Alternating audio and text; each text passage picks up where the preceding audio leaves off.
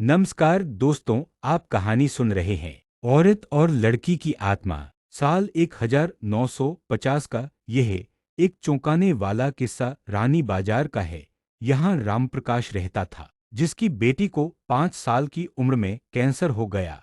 कई डॉक्टरों को दिखाने और इलाज कराने पर भी उसमें किसी तरह का सुधार नजर नहीं आया। होते होते एक रात कैंसर ने उसकी जान ले ली। उस बच्ची की जान रात को करीब 1 बजे गई थी।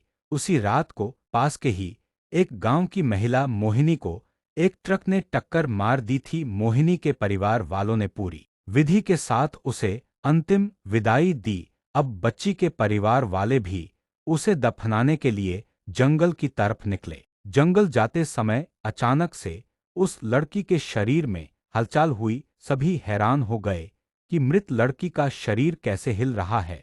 थोड़ी ही देर में लड़की जिंदा हो गई और उसके परिवार वाले खुशी खुशी उसे अपने साथ घर ले आए। किसी को इस बात की भनक नहीं थी कि उस लड़की के अंदर उसी रात ट्रक से टकराने वाली मोहिनी की आत्मा घुस गई थी। बच्ची जब से मौत से लौटकर आई थी, तब से ही उदास और चुपचाप एक कोने में बैठी रहती थी। एक दिन उसकी माँ ने उसे खुद अपने हाथों से खाना खिलाया और मामा के घर लेकर जाने की बात कही। खाना खिलाकर उसे अच्छे से तैयार करके वो उसे अपने मायके ले गई। रास्ते में वो बच्ची जैसे ही उस ट्रक के हादसे वाली जगह पहुंची तो उसने अपनी माँ को कहा कि मेरा गांव इधर है। माँ ने उसकी बातों पर बिल्कुल गौर नहीं किया और उस बात को हंसी में टाल दिया। कुछ ही देर में वो अपनी बेटी के मामा यानी अपने भाई के घर पहुंच गई। 1-2 दिन बाद मामा जी के घर के आसपास ही बच्ची के अंदर घुसी मोहिनी को अपनी पड़ोसन सिमरन दिखी। उसने जोर से उसे नाम से पुकारा। सिमरन ने पलटकर देखा तो एक छोटी बच्ची थी। उसे बड़ी हैरानी हुई कि इस लड़की को मेरा नाम कैसे पता है। तभी मोहिनी ने अपने साथ बीती सारी बातें उसे बता दी। उसने कहा कि मेरे परिवार वालों ने मेरी मौत से ही पहले मुझे जला दिया था, इसलिए मेरी आत्मा भटक रही है। उसी दिन इस लड़की की भी मौत हो गई थी, तो मैं इसके शरीर में घुस गई। सिमरन ने ये बात अपने गांव जाकर सबको बता दी। पूरे गांव वाले और उसके रिश्तेदार मोहिनी से मिलने के लिए उसी बच्ची के मामा के घर के पास पहुंच गए। उस लड़की के अंदर रह रही मोहिनी की आत्मा ने सबको एक एक करके पहचान लिया। कुछ देर बातें करने के बाद वो अपने परिवार वालों के साथ अपने घर चली गई। अब उस लड़की की माँ बच्ची को घर में न देखकर परेशान थी। जब उसे पता चला कि वो कुछ लोगों के साथ दूसरे गांव गई है, तो वो उसे बुलाने के लिए चली गई। अपने परिवार के साथ खुश मोहिनी ने वापस आने से मना कर दिया। पास के ही लोगों ने उसे समझाया कि तुम्हें दोनों परिवार के साथ रहना चाहिए, इससे सभी को खुशी मिलेगी।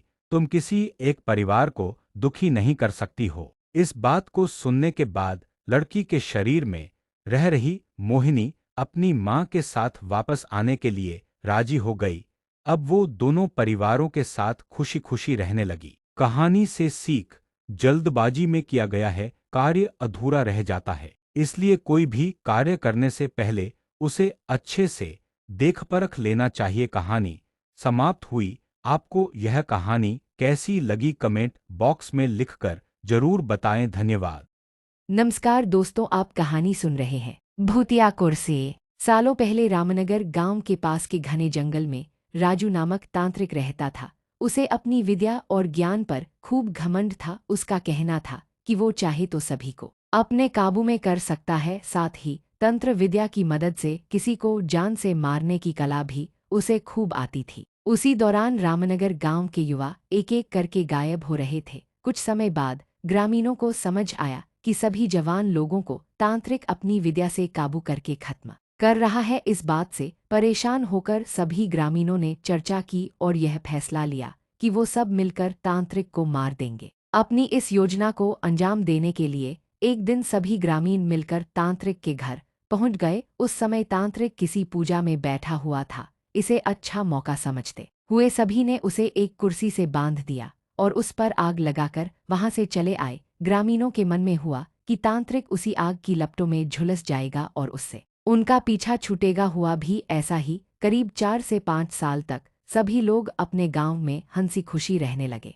अचानक एक दिन 4 लड़के अपने शहर से घूमने के लिए कहीं जा रहे थे। तभी बीच में रामनगर गांव पड़ा। रात बहुत हो चुकी थी, तो उन्हें लगा कि थोड़ा वक्त यही गुजार लिया जाए। चारों लड़के रामनगर के जंगल में ही रुक गए। उन्हें जंगल में कुछ घूमने का मन हुआ तो वो आगे बढ़ने लगे और बढ़ते बढ़ते तांत्रिक जहाँ रहता था वहां पहुंच गए। पूरे घर में मकड़ी के जाल लगे हुए थे। तभी एक लड़के को आधी जली हुई कुर्सी नजर आई और वो बिना कुछ सोचे समझे उस पर बैठ गया। बैठते ही उसके अंदर तांत्रिक की आत्मा घुस गई। अब लड़का जोर जोर से चिल्लाकर कहने लगा कि अब मैं सबसे बदला लूंगा, पूरे गांव में आग लगाकर सबको जला दूंगा। अपने दोस्त को इस तरह का बर्ताव करते देख अन्य 3 लड़के डर गए और वहां से गांव की तरफ बढ़ने लगे। सुबह होते ही उन्होंने सरपंच से मुलाकात की और सारा किस्सा सुना लिया। सबसे पहले तो सरपंच ने उन तीनों लड़कों पर खूब गुस्सा किया। उन्होंने पूछा कि तुम लोगों को किसने कहा था वहां जाने के लिए।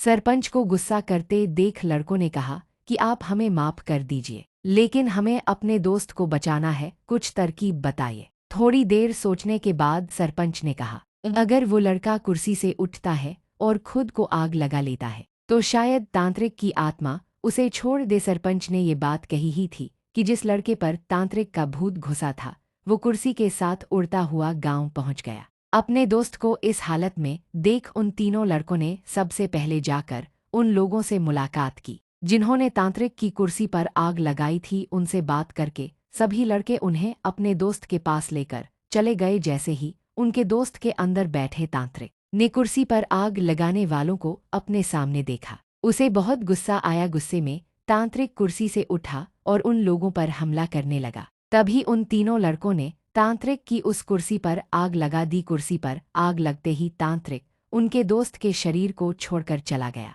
कहानी से सीख, जीवन में हर काम सोच समझकर करना चाहिए, साथ ही दूसरों की सलाह पर अच्छे से काम किया जाए तो समस्या से मुक्ति मिल सकती है। कहानी समाप्त हुई। आपको यह कहानी कैसी लगी कमेंट बॉक्स में लिखकर जरूर बताएं। धन्यवाद।